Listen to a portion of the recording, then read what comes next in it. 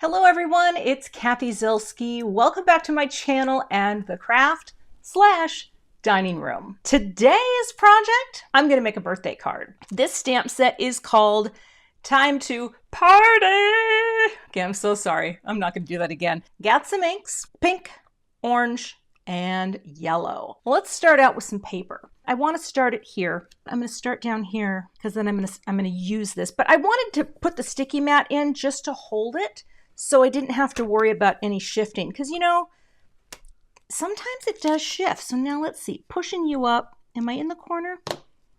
I think I'm good. Want to start with Peony. I think balloons are kind of universal, right? You can do anything with a balloon. A balloon can be a birthday. A balloon can be... I hope I get this right. Let's see. A balloon can be your graduation. A balloon can be you just had a baby. A balloon can be you just bought a Misty. You know what I mean? I got a little schmutz on there and I'm not sure what that is from. Let's try again. Of course, the beauty of the Misty stamping tool. Never in a million years would I be able to do... Oh, did I move it? No. That. Let's get that in there. All right. Well, bring in the Debbie. All right. There you go. That is a glorious balloon.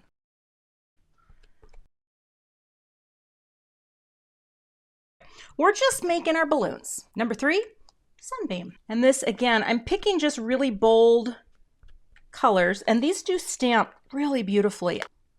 I actually need to get some re-inkers for my greens because I have used my greens a lot. I think these are pretty easy to line up and cut. I'm just going to do this like that. This plate sandwich rocks my world.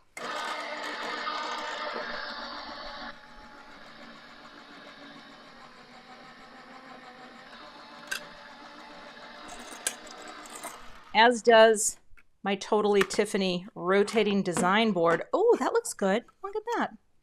All right. Okay, there's one. So we have a 1, a 2, a 3. Because I live a high life of luxury, I have another Misty. I actually have several. And I want to show you what I have done off camera. See that stamp right there? See that little guy? Let's see. There. That is the balloon string. So what I did, I cut out in advance 3 balloon strings right out of some die cut, or die out of paper, right? I had 3 because I thought, you know what, there's no way. I don't want to deal with lining up the dies, so I'm going to give this technique a whirl. And that is where I placed this little friend inside to get the position right, you know? And, oh, pick it up. And now, technically, when I insert my paper right back in here, the part that I cut, I should be able to cut a semi-decent string. And if it's not perfect, it's fine. Totally fine. This is a color I haven't used in a while, but I wanted to make a balloon string that wasn't like in your face and, you know, something that looked wonky. So all I'm going to do is just ink this up with this nice warm gray. And let's see, it should be fine. I'm not going to press really hard though, because I don't want to smush it. Hey, that looks pretty good. You see that? Yeah, that's not bad. I'm going to do it again. And again, a light tapping. Not pushing this down. Why not colored strings? Well, I really wanted this to feel like the balloons themselves are the stars, and I don't want the eye. I want the strings to feel more like an accent. And so by doing this in a nice warm gray, right, they'll show up, but they're not going to detract from the balloons. So yeah, just a nice gray, and I love that I have this color. Because I've got this lined up in basically the same place, I'm just using the die cut negative space as my guide. I have 1 piece of Neenah Solar White Classic Crest and 1 piece of Simon Cardstock in the 100 pound. And I don't remember the size, but I'm going to tell you. The size is 3 3/4 by 5. Both are the same.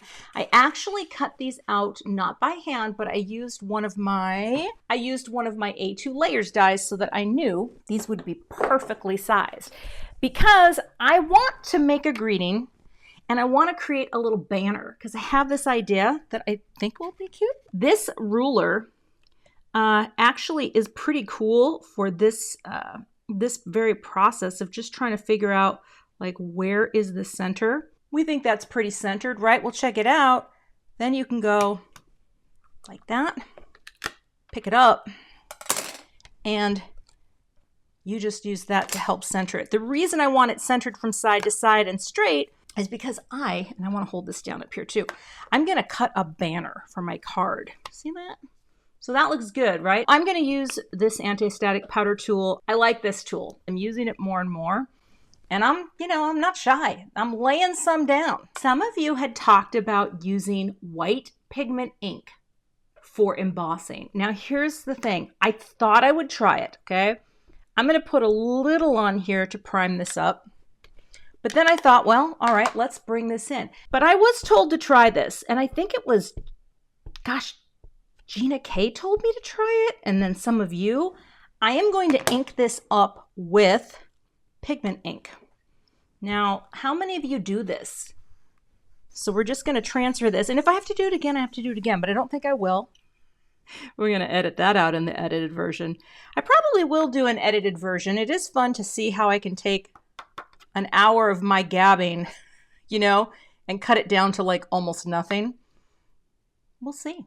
All right. Yes, I could always restamp it again, but actually that's some, gosh, my phone is being wonky. That's some pretty good coverage. Now this brush is so great because it's firm for getting in and picking up the tiniest bits of powder. Because I don't care who you are, black cardstock really grabs the powder. That's not bad. That's probably thicker than anything I've had without double stamping it. And I'm not going to double stamp, but you could do that if you wanted to. Once this is cool, see how powdery it is, right? Well, then you just kind of just wipe it off. Wipe that off. And then if there's any extra little flakes of powder that you think I really can't live with, I mean, I can. I don't think it's that bad, but I'm going to show you this. I bring this out all the time now because I had it for a year and did nothing with it. Look at that. Look at that. Takes it right off. I apologize to people who have problems with dental tools. I mean, we're going to tape this. I'm going to hold it down. It is time to go back to Gemini Cam. And yes, this is linked below in my YouTube description. And it's called the Rotating Design Board. I'm not sure if I have it named that as such. Gemini Cam. I can't focus. I got to go back to the table. Okay, this one's going to be the tallest. Here's a little hot tip. This is a regular depth foam square. And sometimes we want to have a little more clearance over something else. You can always do this. Take it off, take the backer off, okay?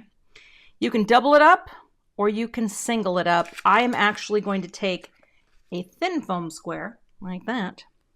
So that way I'm getting a little more dimension, but not an obscene amount of dimension because this is the last one I have. But I'm going to put this one too right in the middle, okay? This is kind of the general arrangement. What if I pull this down a little? What would happen if I cut the strings and faked it out? Does that make sense? I'm going to glue down the first friend, and I think I'm just going to grab a little dot runner here. Okay. Here.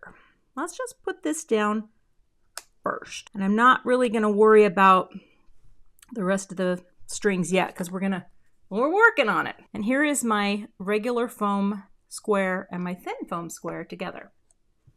Right? So none of them are all together. Let go. And that's basically in the center. Cut. Look at me. Look at me doing stamp surgery. Well, it's not really stamp surgery, but it's close. Oh, that one? Well, we'll have to see. We'll have to see. We're going to make it work.